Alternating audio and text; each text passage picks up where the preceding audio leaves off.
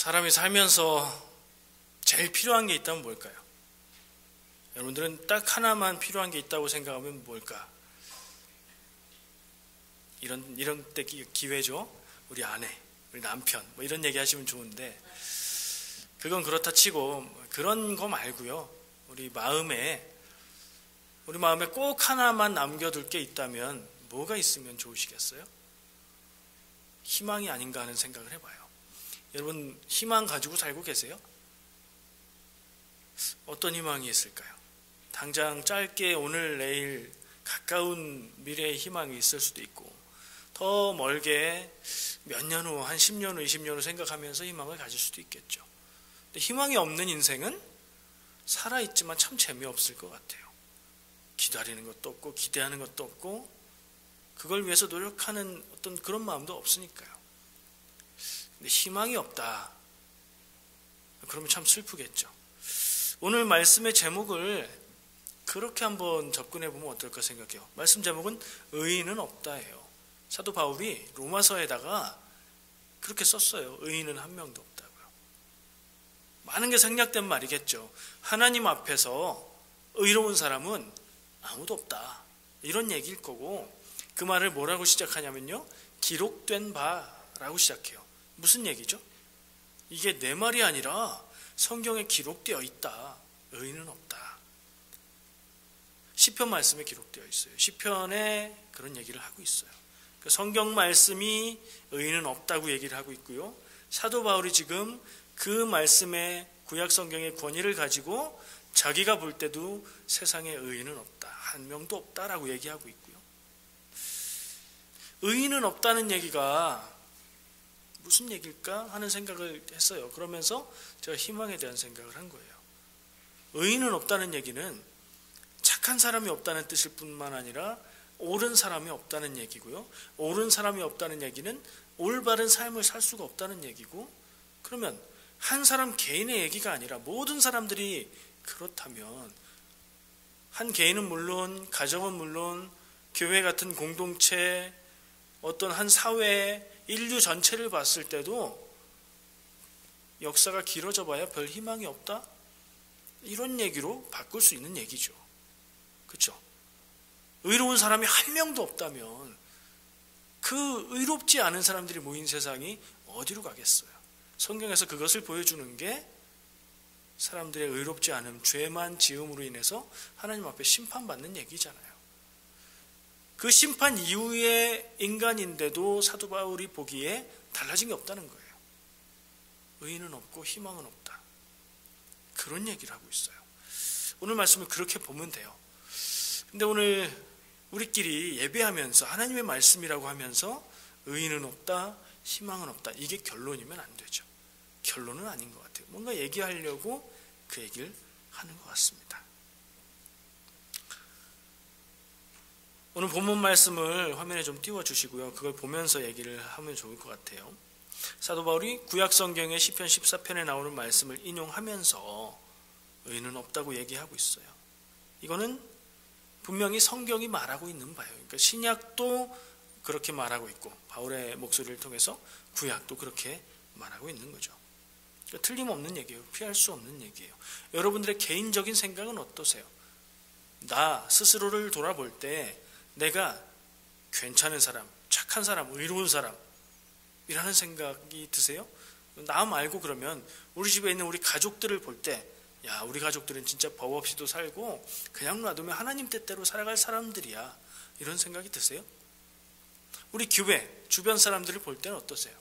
그런 사람들이 한두 명 떠오르면 좋겠는데, 가만 생각해 보면 물론 착한 사람이 있죠. 참 괜찮은 사람이 있죠, 우리 기준에.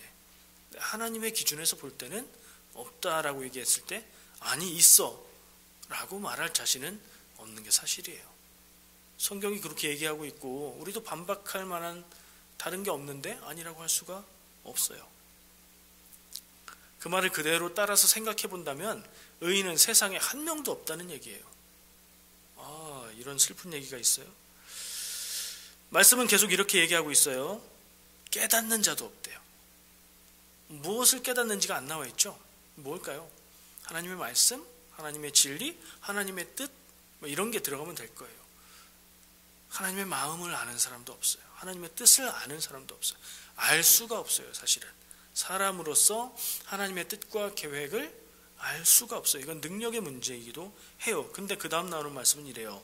하나님을 찾는 자도 없다. 의지도 없어요. 하나님의 뜻을 알고 깨닫고 찾으려는 그런 의지와 마음도 없어요. 그럴 리가요. 우리 있잖아요. 우리. 그래서 나와서 함께 예배하고 있고, 그래서 성경 말씀도 있고 성경 공부도 하잖아요. 근데 그게 다가 아니라는 얘기인가 봐요. 다 치우쳐 함께 무익하게 된다. 치우친다는 건 쏠린다는 얘기죠. 기운다는 얘기예요. 멀어진다는 얘기예요. 원어의 뜻으로 따지면 어디서 멀어질까요? 하나님에게서 멀어지고, 하나님의 뜻에서 멀어지고, 진리에서 멀어져요. 사람들이 시간이 갈수록. 그래서 무익하게 되고 망한다는 얘기예요. 사도 바울의 이야기대로라면 세상에 의인은 한 사람도 없기 때문에 시간 문제지, 시간이 갈수록 인류는 망해간다라는 얘기를 여기까지는 하고 있어요. 선을 행하는 자는 없나니 하나도 없다. 같은 얘기를 반복하고 있어요. 반복은 뭐예요? 강조죠. 의인은 하나도 없대요. 내가 의인 아니라는 건 내가 인정할 만한데 저 사람도 정말 한 명도 없을까? 하는 생각을 해볼 때는 이게 결론이면 안 되겠다. 그럼 너무 슬프다. 막막하다. 이런 생각이 들어요. 그러니까 이거를 인정을 하되 이게 결론은 아니지 않을까 하는 기대를 가지고 말씀을 함께 나누고 싶습니다. 인간에게 희망이 없다. 여러 가지로 생각할 수 있어요. 과학자들은요, 인류가 지구에 살고 있는 인간이라는 종족이 조만간 멸망할 가능성이 굉장히 높다고 얘기해요. 그 이유는 여러 가지를 대고 있어요. 과학적인 근거로도 얘기하고 통계로도 얘기하면서 전쟁으로 멸망할 수도 있고, 자연의 파괴로 인한 재앙 때문에 멸망할 수도 있고, 인류는 멸망할 가능성이 꽤 높다. 그런데 이 수백 년 안에 그 멸망의 가능성을 넘어서 살아간다면 아마 지구를 넘어서 우주까지 개척하면서 꽤 긴 역사를 앞으로도 살아가게 될 거다. 이렇게 예상을 해요. 근데 인간에게 희망이 없다는 말을 그런 생각에다 적용해보면, 인간 전체의 역사에다 갖다 넣어보면 인간은 결국에 망한다. 인류는 멸망할 것이다. 이런 얘기로도 이어지겠죠. 성경은 뭐라고 얘기할까요? 신앙적인 관점은 뭘까요? 인간의 역사에는 끝이 있어요. 그러나 인간의 부족함으로 인한 멸망이 아니에요. 하나님이 계획하신 때가 돼서 역사가 그때 끝나고 하나님의 계획이 완성되는 것, 이게 성경이 말하는 역사에 대한 관점이에요. 인간이 망하기 전에, 인류가 멸망하기 전에 하나님께서 그 일을 하신다면 그렇게 될 수도 있겠죠. 인류 멸망에 대한 얘기, 혹은 인류가 멸망하지 않는다면 계속 진보하고 발전해서 지금보다 훨씬 더 나은 인류 공동체를 만들 수 있다. 이런 거에 관한 얘기를 생각해 볼 수 있는데 그게 다는 아닌 것 같아요. 신앙적인 부분을 우리가 생각해야 되겠죠. 신앙적인 부분에 있어서 가장 큰 희망, 가장 중요한 것, 우리가 바라보아야 되고 놓치지 말아야 될 건 뭘까요? 믿음의 목적, 믿음의 목표? 영혼의 구원이죠. 우리가 구원받는 거죠. 그게 목적이 아니라 시작이다라는 말도 할 수 있지만 그건 좀 관점이 다른 얘기고, 어쨌든 신앙인으로 인해서 성공하는 것은 구원받는 것, 영생을 얻는 것, 실패하는 것은 그걸 얻지 못하는 것이라고 생각할 수 있어요. 거기에다도 적용해 볼 수 있어요. 희망이 없대요. 의의는 없대요. 그래서 구원받지 못한다는 얘기도 될 수 있겠네요. 소돔과 고모라가 멸망할 때 어땠어요? 아브라함이 하나님 앞에서 의인 몇 명 있으면 10명이 없어서 그 성이 망했다고 성경은 기록하고 있죠. 의인이 없으면 멸망하는 거예요. 근데 그 시간과 역사와 문명의 멸망 이전에 영혼이 죽음, 영혼이 살지 못하는 것, 영혼이 구원을 얻지 못하는 죽음이 더 우선이죠. 그것도 없다는 얘기예요. 지금 사도 바울의 이 이야기만 가지고 바라보면 그것조차도 우리에게 없다는 얘기예요. 그런 희망도 없다는 거예요. 세상 사는 인생에도 희망이 없고 우리의 영혼의 미래에도 희망이 없다. 구원의 희망도 없고 세상의 희망도 없다. 이런 얘기예요. 심각한 얘기네요. 어떡하죠? 예수님이 비슷한 얘기를 하셨어요. 제가 자주 인용하는 얘기인데 예수님이 부자 얘기를 하세요. 부자가 하나님 나라에 들어가기보다 낙타가 바늘길로 통과하는 게 더 쉽다. 제자들한테 그런 얘기를 하세요. 제자들이 깜짝 놀라면서 아니 그러면 어떻게 구원받을 수 있을까? 이렇게 서로 얘기를 해요. 그러니까 예수님이 그 얘기를 들으시고 사람의 힘으로는 할 수 없지만 하나님께서는 다 하실 수 있다. 이렇게 얘기하세요. 저는 이 말씀이 오늘 사도 바울이 하는 얘기의 내용을 그대로 같은 본질의 의미를 담고 있다고 생각하고요. 그리고 더 나아가서 희망이 없을 수밖에 없는 우리이지만 우리의 희망은 우리에게 있는 게 아니라 하나님에게 있다는 사실을 깨닫게 돼요. 역시 예수님은 수준이 다르세요. 바울은 그 얘기를 하기 위해서 이 로마서 3장을 길게 쓰고 있거든요. 예수님은 한두 마디로 얘기를 끝내버리세요. 깊이 기억할 필요가 있을 것 같아요. 바울도 인간에겐 희망이 없다고 얘기를 했어요. 의인이 없다고 얘기했어요. 성경도 그렇게 인정했어요. 예수님도 사실은 방금 제가 기억한 얘기를 볼 때 부자가 하나님 나라 들어가기는 낙타가 바늘길을 통과하는 것보다 쉽다. 이 이야기는 부자에 관한 얘기만이 아니라 인간 자체로는 희망이 없다는 얘기, 통하는 얘기예요. 그래서 그건 틀림없는 사실인 것 같아요. 의인이 아니면 뭐죠? 의인이 아니면 보통 사람, 아니요 의인이 아니면 죄인이에요. 우린 다 죄인이에요. 성경이 말하는 죄인, 하나님 앞에서 기준해서 죄인이요. 세상의 법에 대해서 죄인은 아닐 수 있죠. 하나님 앞에서 하나님의 온전한 완전한 기준에서 볼 때는 미치지 못하는 죄인이라는 게 사실이에요. 인정할 수밖에 없어요. 정말로 우리는 넓게 확대해서 인간이라는 우리는, 좁게 줄여서 나는, 조금 더 확대하면 우리 가족, 우리 교회, 우리의 삶은 정말 희망이 없을까? 희망이 왜 없어요? 우리가 마음에 품고 살아가는 희망이 있잖아요. 근데 그게 이루어질 가능성이 없다면 희망이 없는 거죠. 그게 사실이라면 우리 뭘 믿고 살아가야 될까요? 어디에 희망을 두고 살아가야 될까요? 바울이 이 얘기를 하려고 로마서를 쓴 거는 아닐 것 같아요. 죄에 대한 얘기도 하고 이 얘기가 굉장히 중요한 얘기이긴 한데 이게 결론은 아닌 것 같아요. 그래서 더 읽어봤죠. 성경은 한 군데만 읽어서는 안 되잖아요. 좀 앞뒤로 길게 읽어봐야 돼요. 한국말은 어떻게 들으라고 얘기하죠? 한국말은 끝까지 들어봐야 된다고 얘기하죠. 성경 말씀도 끝까지 읽어봐야 돼요. 성경 말씀도 똑같고요. 다른 사람 얘기 들을 때도 똑같아요. 앞에 얘기만 듣고 이거 이상한 얘기하네? 이 사람 이상한 사람이다 이렇게 판단하면 안 돼요. 끝까지 다 들어보고 이 사람이 말로 표현은 이렇게 하고 있지만 진짜로 얘기하는 건 뭐구나 하고 알아들을 수 있을 때까지 우리는 기다리고 들을 필요가 있어요. 진의를 파악하기 위해서. 성경 말씀도 그렇게 봐야 돼요. 지금 로마서 3장 10절 12절에 한마디로 얘기하면 의인은 없다, 희망은 없다 라고 얘기하고 있어요. 그럼 계속 그 얘기를 하고 있는가? 쭉 더 읽어보면 다른 얘기들도 나와요. 그 얘기를 보기 전에 우리말 속담 하나 같이 생각해 볼게요. 다들 아실 것 같아요. 될성 부른 나무는 떡잎부터 안다 이런 표현이 있죠. 무슨 말일까요? 우리가 자주 쓰기도 하고 그 말 들으면 얼른 알아듣죠. 무슨 얘기인지. 근데 될성 부른 나무는 떡잎부터 알아본다는 얘기가 뭘까 하는 생각을 해보면 거기에 우리가 사실은 정확하게 모르는 말들이 좀 있기는 해요. 잘 클 것 같은 나무는 어려서 싹이 나고 떡잎이 났을 때부터 뭔가 달라도 다르다. 건강해 보이고 딱 보면은 생기 있고 잘 자랄 것 같다. 그런 현상이 있다. 자연의 그런 모습을 볼 때 그 나무의 미래를 다 보지 않아도 떡잎만 봐도 알 수 있다는 얘기죠. 뒤집으면 뭐예요?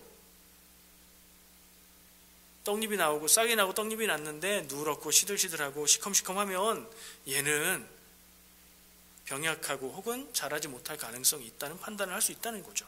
그리고 그걸 어디에 적용하는 거예요? 사람에게 적용하는 거예요. 자연의 이치를 가지고 사람을 보면서 얘기한 거예요. 어린 아이들을 볼 때 크게 된 애들은 어려서부터 다르다. 똑똑하고 말 한마디는 해도 다르고 하나를 가르치면 10개를 알고 그래요. 근데 반대로 야, 너는 뭐가 되려고 그러니? 네, 그런 애들한테 쓰면은 느낌이 다르죠. 될성 부른 나무는 떡잎부터 알아본다더니 하면서 좋은 말 하면 앞에 얘기고, 될성 부른 나무는 떡잎부터 알아본다더니 인상 딱 찌푸리면서 얘 하는 것 좀 봐라, 네 집 아들이냐, 이렇게 나오면 부정적인 얘기예요. 오늘 우리가 함께 처음부터 얘기한 내용, 의인은 없다, 희망도 없다, 그 얘기 이 표현을 해보면 어떤 거예요? 뒤쪽에 부정적인 얘기인가요? 앞에 긍정적인 얘기인가요?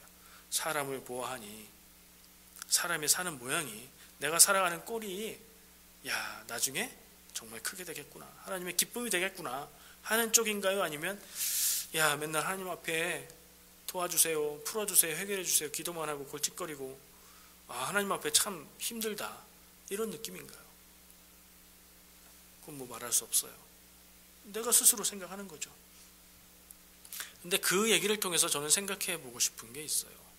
알아볼 수 있는 떡잎이 뭘까?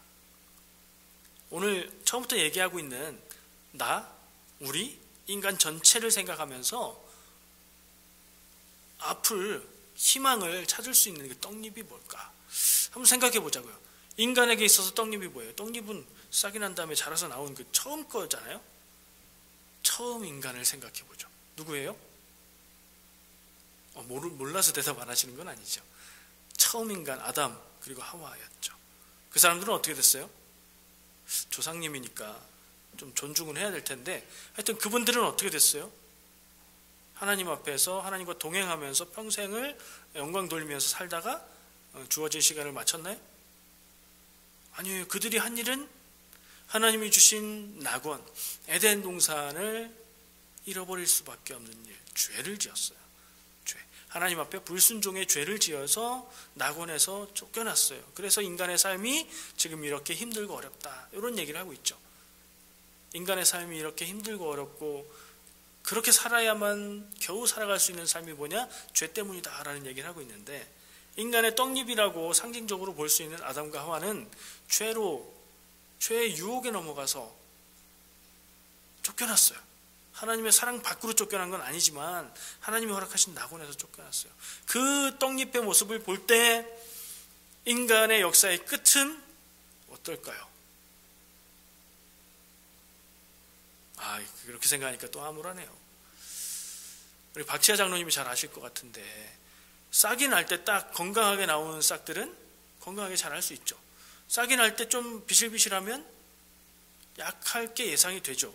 그런데 비실비실하고 색깔도 그렇고 그런데도 건강해질 수도 있을까요? 있겠죠. 왜 없겠어요? 사람의 보는 눈과 기준에 따라서 그게 판단이 되기는 하지만, 아까 처음 얘기한 대로 사람들이 못되게 굴고 막 고집스러운 아이들을 보면서 될성 부른 나무는 떡잎부터 한다더니 너는 참 버릇이, 너 나중에 커서 뭐 될래, 이러던 아이가 훌륭한 사람이 될 수도 있죠. 왜 꼭 사람의 인생이 정해져 있겠어요? 어려서 모습이 그대로 더 나빠지기만 하겠어요? 앞으로 어떻게 하느냐에 따라서 달라지겠죠. 사람의 떡잎을 아담과 하와에게서 찾으면 좀 희망이 없어요. 근데 다른 데서 찾을 수 있어요. 어디서 찾을 수 있을까요? 막 생각해봤죠. 희망을 좀 찾고 싶어서 막 굴려봤어요. 사람은 어디서 왔어요? 사람의 근거가 뭐예요? 사람은 어떻게 있죠? 하나님이 창조하셨잖아요. 하나님이 어떻게 창조하셨어요? 흙으로 사람을 빚으시고 그 코에 생기를 넣으시고, 근데 뭘 따라 만들었다고 성경은 얘기하죠? 하나님의 형상을 따라서 인간을 창조하셨어요. 우리는 하나님의 형상을 가지고 있어요. 아담과 하와처럼 죄로 인해서 많이 망가지고 상하긴 했지만 원래 그 근본이 하나님의 형상이에요. 우리가 보지 못한 게 거기 있어요. 겉으로 보이는 건 아담과 하와 죄로 실패하고 망해버린 모습일 수 있지만, 눈에 겉으로 드러나 보이진 않아도 우리는 어디서 왔는가? 하나님에게서부터 왔고, 하나님이 우리에게 하나님의 형상을 주셨다. 그걸 기억할 필요가 있어요. 우리의 근원이 어디 있는가? 나는 원래 무엇인가? 내가 지금 살아가고 있는 모습은 하나님의 자녀라고 말하기 부끄럽고 교회 다니는 사람이라고 말하기가 참 그렇지만, 그래도 나는 하나님의 사랑 안에 있다 라는 사실을 우리가 잊으면 안 된다는 거죠. 그걸 떡잎으로 삼으면 가능성을 발견할 수 있어요. 그런 생각을 했어요. 조그만 꼬마아이가 혼자 있어요. 막 귀엽고, 근데 얘가 하는 짓이 좀 얄밉게 굴어요. 그러면 가가지고 야, 너 일로 와봐. 조금 나이 큰 애가 그 아이를 데리고 막 놀리고 혼내고 있어요. 근데 이 아이가 보지 못한 게 있어요. 저 뒤에 그 아이 아빠가 있어요. 그런 상황 같은 느낌이 저한테 딱 들었어요. 얼마 전에 인터넷에서 본 내용인데, 이종 격투기 아시죠? 그 격투기끼리 뭐든지 다 이렇게 하는 그런 운동이에요. 그러니까 격투기예요. 그 선수가 있는데 차를 모닝을 타요. 모닝 잘 모르실 수도 있는데 한국에서 타는 경차예요. 조그만 차. 근데 한국에서 조그만 차 타고 다니면 어떻게 되죠? 큰 차들이 막 위협하고 빨리 가라고 빵빵거리고. 근데 이 사람이 운동선수긴 한데 차분한 사람인가 봐요. 천천히 운전하고 갔대요. 그랬더니 어떤 차가 와서 빵빵거리고 막 하이비 몰리고 비키라고 그러고 앞으로 막 와서 브레이크 밟고, 그러더니 나중에는 차를 세우고 내리라고 막 하더래요. 그 사람이 차를 딱 세웠대요. 그리고 창문을 쫙 내리고 딱 쳐다보고 그 사람이 내려서 오더래요. 자기도 탁 차를 문을 열고 내렸대요. 그랬더니 그 사람이 표정이 바뀌면서, 왜요? 격투기 선수인데 몸이 인상이 보통이겠어요? 딱 자세가 바뀌더래요. 그런 모습 같다는 거예요. 우리가 겉으로 드러나는 것만 보면, 내 모습만 보고 생각하면, 힘들고 어려울 때 희망이 없다고 생각하면 정말 희망이 없는 것 같고 절망인 것 같고 나는 되는 게 없는 것 같고 여기서 끝인 것 같고 나는 원래부터 안 될 사람이었던 것 같고 그럴 수 있어요. 근데 나는 원래부터 하나님의 자녀였어요. 원래부터 하나님의 형상으로 창조한 사람이에요. 그걸 기억해낸다면 우리 안에 있는 희망을 발견할 수 있는 거죠. 성경 말씀을 볼게요. 로마서 3장을 쭉 읽어봤어요. 그랬더니 뒤쪽에 가서 21절, 22절에 이런 말씀이 나와요. 앞에 화면에 띄워줄 거예요. 제가 읽을게요. 이제는 율법 외에 하나님의 한 의가 나타났으니 율법과 선지자들에게 증거를 받는 것이라. 곧 예수 그리스도를 믿음으로 말미암아 모든 믿는 자에게 미치는 하나님의 의니 차별이 없느니라. 이 말씀에 2번 나오는 말이 있어요. 하나님의 의. 2번 나오는 건 중요하다는 얘기예요. 여기서 하나님의 의를 얘기하고 있는데, 율법 외에 하나님의 의가 나타났다. 율법이 하는 역할 말고 율법이 하는 것을 대신할 수 있는 하나님의 의가 있는데, 그것을 지금 강조하고 있어요. 이 하나님의 의는 무엇일까요? 로마서 1장 17절에도 나오고 있어요. 로마서에서 여러 번 나오고 있는 말씀이에요. 하나님의 의. 로마서 17절 말씀 다음 한번 보여주세요.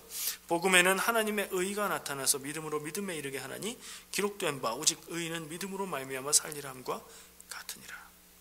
종교개혁자 마틴 루터가요, 이 성경 말씀을 가지고 엄청 고민했어요. 복음에는 하나님의 의가 나타나서 믿음으로 믿음에 이르게 한다. 이 말씀을 들으면서 우리가 복음을 듣고 하나님이 만족할 만큼의 하나님 수준의 의로운 삶을 살아야 믿음으로 믿음에 이르러서 구원받는구나. 어떻게 내가 인간이 하나님의 의에 이를 수 있을까? 하나님 기대의 수준에 맞는 의가 우리에게 있을까? 그 고민을 했어요. 로마서의 주제와 통하는 거죠. 나의 가능성, 인간의 가능성, 희망이 있는가 없는가, 의인이 될 수 있는가 없는가에 대한 고민인 거예요. 근데 내가 의로워야 된다고 생각하는 전제를 가지고 그 말씀을 보니까 그게 안 풀리죠. 나는 의로울 수 없어요. 인간은 의인이 하나도 없대잖아요. 그럼 내가 의로워질 수는 없는 거예요. 하나님의 의는 나를 하나님의 기준에 비추어서 평가하는 의가 아니라 하나님의 의로우심으로 읽어야 돼요. 하나님의 의로우심이 우리의 구원이 된다. 다른 말로 바꾸면 하나님의 은혜. 나는 구원받을 만큼, 우리 인간은 구원받을 만큼의 의로움을 갖고 있지 못하고 의롭지 못하고 자격이 되지 못하고 죄를 짓지만 하나님이 은혜로 우리를 의롭게 봐주시는 거예요. 봐주시면 우리는 희망이 있고 구원이 있다. 이게 우리가 얘기하는 복음이잖아요.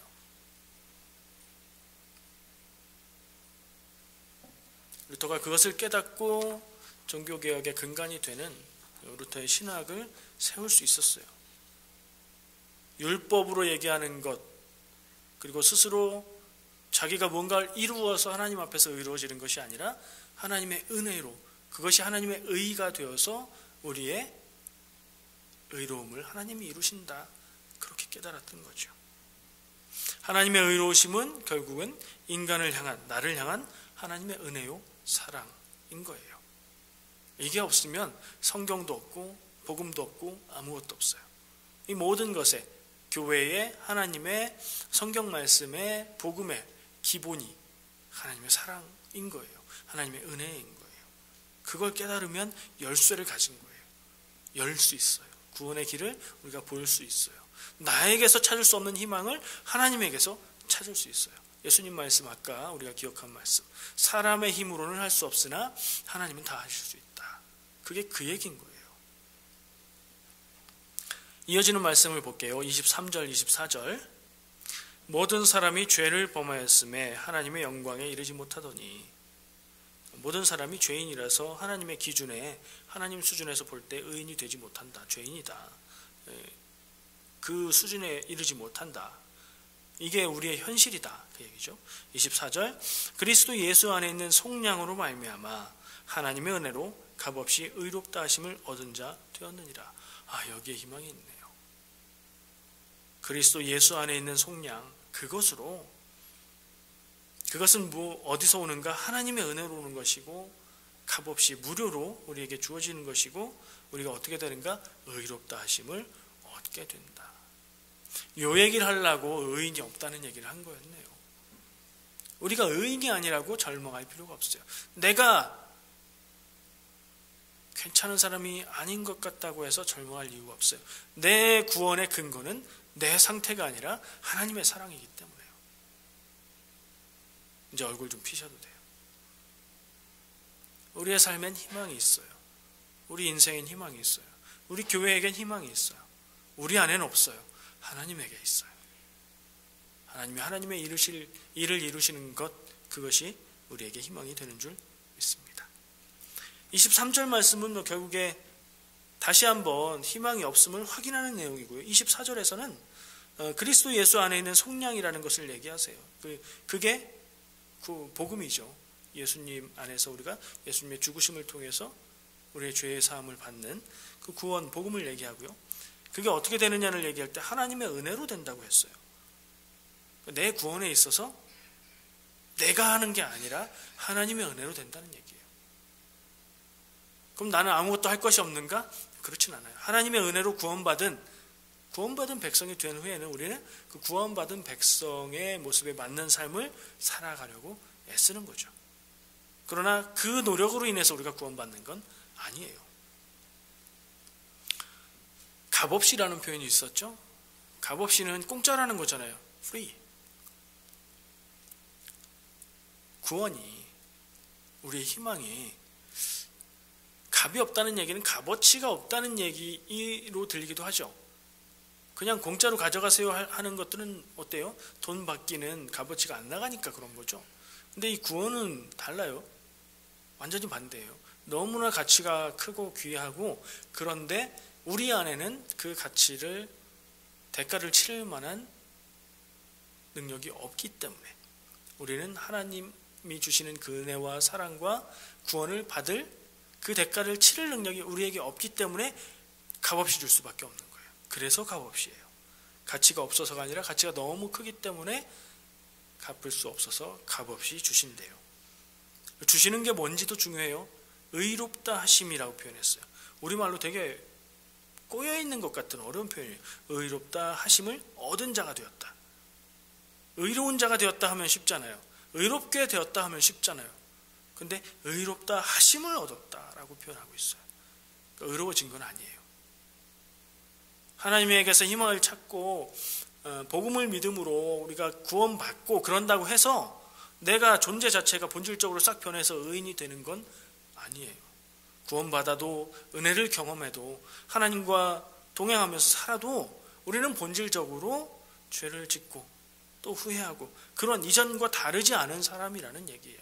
그러나 하나님께서 의롭게 봐주시는 거예요. 어린아들이 엄마 아빠가 혼내면 이게 고정 멘트잖아요. 잘못했어요. 안 그럴게요. 다시는 안 그럴게요. 근데 이 말을 믿는 엄마 아빠는 없죠.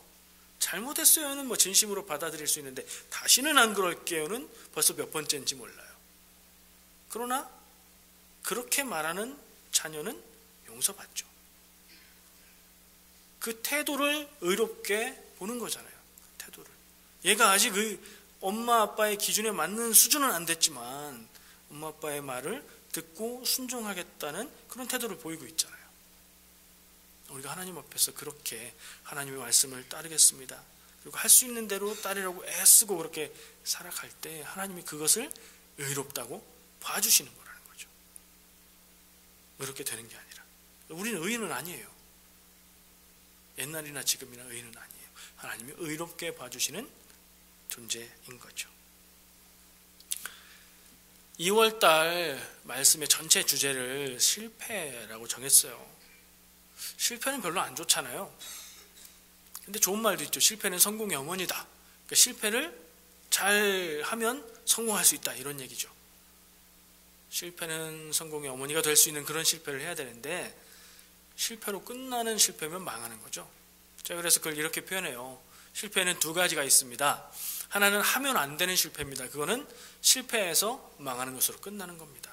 결정적인 것을 잘못하면 그렇게 끝나는 거예요. 그리고 실패한 자리에 주저앉고 머물러 있어도 그렇게 끝나는 거예요. 근데 실패했다고 절망하지 않고, 절망은 되겠지만 좌절도 되겠지만 하나님의 말씀 바라보고 하나님의 뜻을 의지하고 가장 중요한 하나님의 은혜에 기대어서 우리가 하나님의 은혜, 하나님의 사랑을 의지하고 나갈 때는 우리에게 희망이 있다는 거예요. 내 안에는 희망이 없지만 하나님이 우리 손을 붙들고 일으키실 때에 희망이 있다. 결국에 올해 주제라고 정한 그 주제에 맞춘 얘기 아닌가 이렇게 들리실 것 같아요. 근데 그게 사실 성경이 말하고자 하는 바 아닐까요? 성경이 바라보는 인간은 죄인이에요. 그러나 하나님의 사랑으로 의롭다고 인정받을 수 있는 존재예요. 그래서 우리의 구원의 길은 어디 있느냐? 그 하나님이 의롭다고 인정해 주시는 길을 가는 거예요. 그 길이 무엇인가? 믿음으로 사는 거, 하나님의 말씀 따라 사는 거, 하나님이 주신 은혜를 받아들이고 하나님을 내 인생의 주인으로 모시고 예수 그리스도가 내 인생의 구원자가 된다는 것을 믿고 그렇게 살아가는 거죠. 그것이 우리에게 희망이 되는 줄 믿습니다. 이쯤에서 오늘 올해 우리 표 한번 같이 기억해 볼까요? 얼른 생각해 보시고요. 주님으로 시작합니다. 다 같이 한번 말해보죠. 시작. 주님 손잡고 다시 일어서자. 이 말을 생각할 때마다, 이 말을 볼 때마다 스스로에게 한번 얘기해 보시고, 또 어려운 일, 힘든 일 가운데 있다고 여겨지는 분이 있으면 위로하면서 이렇게 말하시고 이런 마음으로 대모하시면 좋을 것 같습니다. 주제 말씀도 있었죠? 어떤 말씀인지 기억하세요? 주보 앞면에 있어요. 그 표 아래에 이사야 41장 10절 말씀이에요. 화면에도 보여주시고요. 주보를 펴보셔도 돼요. 같이 한번 읽어보죠. 다 찾으셨어요? 네, 같이 읽어보겠습니다. 시작. 두려워하지 말라. 내가 너와 함께함이라. 놀라지 말라. 나는 네 하나님이 됨이라. 내가 너를 굳세게 하리라. 참으로 너를 도와주리라. 참으로 나의 의로운 오른손으로 너를 붙들리라. 아멘. 이사야의 예언을 통해서 우리에게 주신 말씀으로 받아들입시다. 지금 나에게 주시는 하나님의 말씀으로 들으시길 바랍니다. 우리의 삶이 때로는 엉망으로 살아갈 때가 있어요. 내가 그렇게 만들 때도 있고요. 나에게 주어지는 환경이 너무 힘들어서 수습이 안 돼서 나 진짜 어떻게 해야 될지 모르겠다 싶을 때도 있어요. 오늘 말씀을 그런 때 기억한다면 어떻게 할 수 있을까요? 의인은 없어요. 나는 부족하고 연약해요. 하지만 나를 사랑하시는 하나님의 은혜로 사는 겁니다. 그래서 우리는 포기하지 않습니다. 그래서 하나님의 인도하심을 믿고 따를 수 있습니다. 거기에 유일한 희망이 있음을 기억하기 때문입니다. 하나님은 사랑이시죠? 사랑의 하나님, 이렇게 고백해요, 우리가 늘. 하나님은 사랑입니다. 이 말이 어떻게 느껴지세요? 그 말 생각하실 때 얼른 떠오르는 게 사랑의 하나님, 사랑의 비너스, 똑같네요, 음절이. 그 신화에서 사랑을 이어주는 신이 있죠. 조그만 애기 천사같이 날개 달고 화살 이렇게 갖고 있는 큐피드인가요? 그런 하나님일까요? 사람과 사람을 사랑으로 이어주는 사랑의 하나님이 그게 다일까요? 아니요, 그게 다는 아닌 것 같아요. 사랑의 하나님 생각할 때 어떤 느낌으로 그 말을 생각하세요? 나를 사랑하시는 하나님, 나를 품어주시고 나를 안아주시고 나를 용서해 주시고 나를 받아주시는 하나님, 맞아요. 그 하나님이 우리 하나님이에요. 근데 그것도 다는 아닌 것 같아요. 제가 표현하는 것도 다는 아니겠지만 그래도 하나님이 사랑이라는 고백 무엇일까 하는 생각을 이어서 해봤더니 하나님이 하시는 모든 일, 하나님 자체가 사랑이시라는 표현은 하나님의 사랑 때문에 우리가 살아있고, 그 하나님의 사랑 때문에 예수님이 십자가에서 죽으셨고, 그 하나님의 사랑 때문에 성경의 모든 말씀들이 사랑의 역사로 기록이 되었고, 그렇다면 나도 그 하나님의 사랑을 의지하고 믿고 은혜로 받아들여서 희망을 가지고 어떤 상황에 있든지 희망 잃지 않고 살아갈 수 있다는 생각을 하게 됐어요. 그런 사랑의 하나님, 내 모든 일들의 이유가 되는 하나님의 사랑, 내가 어려운 일을 겪고 험한 길을 가게 되더라도 그게 나를 향한 하나님의 사랑 때문이다 라고 고백할 수 있는 믿음이 여러분들에게 있기를 바랍니다. 그러면 어떻게 돼요? 나는 힘들고 어렵지만 의미 있는 시간을 지내고 있는 것이고, 그 시간을 잘 견디고 믿음이 든든해지게 나아갔을 때 하나님이 내가 너의 믿음을 보았다 라고 받아주시게 되는 그런 시간이 될 줄 믿습니다. 우리의 희망의 때가 그대로 이루어지지 않을 수도 있어요. 그러나 하나님이 우리에게 주시는 것은 그보다 더 크고 귀한 것이 될 줄 믿습니다. 기도하겠습니다.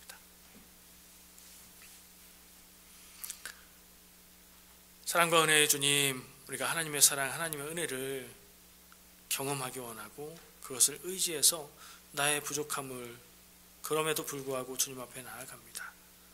부끄럽지만 주님 바라보며 나아가오니 주님, 나의 부끄러움을 주님의 사랑으로 덮어주시고 덧입혀주시고 예수 그리스도로 옷 입고 하나님의 사랑으로 모두를 사랑하며 살아가는 삶이 되게 인도하여 주시옵소서. 예수님의 이름으로 기도합니다. 아멘.